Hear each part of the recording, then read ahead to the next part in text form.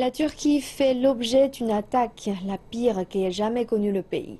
Même s'il est difficile de calculer les dégâts ultimes, des milliers de personnes ont été affectées alors que la nation renforce ses précautions. Depuis début décembre, la Turquie a fait l'objet de cyberattaques et elle ne s'en est toujours pas remise.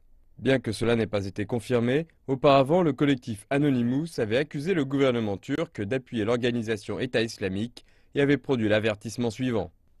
Cher gouvernement de la Turquie, si vous ne cessez pas de soutenir l'organisation État islamique, nous continuerons à attaquer votre Internet, vos serveurs racines de DNS, vos banques et nous fermerons vos sites gouvernementaux.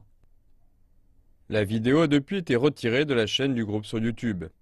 Pendant plusieurs jours, il était difficile d'accéder à des sites internet dont les noms de domaine finissent par TR, ce qui signifie les institutions gouvernementales, les écoles, les entreprises locales, l'armée turque et particulièrement les banques. Des milliers de clients en ligne des banques ont été affectés. Le gouvernement turc a rassuré ses concitoyens en leur disant que l'attaque était maîtrisée. Nous avons pris les précautions nécessaires pour cette attaque. En raison de ces efforts, jusqu'à présent, les effets de l'attaque ont été minimisés et neutralisés pour la plupart.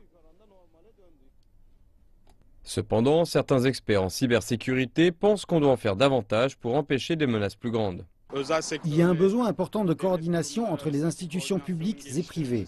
Et mis à part l'augmentation de ses capacités techniques, la Turquie a besoin d'une approche multidisciplinaire qui intègre la guerre psychologique, la sécurité des technologies de l'information, le terrorisme, les relations internationales et les luttes non orthodoxes. Jusqu'à présent, les effets ont été limités. Les citoyens n'ont pas pu faire de transactions bancaires en ligne et les banques ont subi des dommages économiques.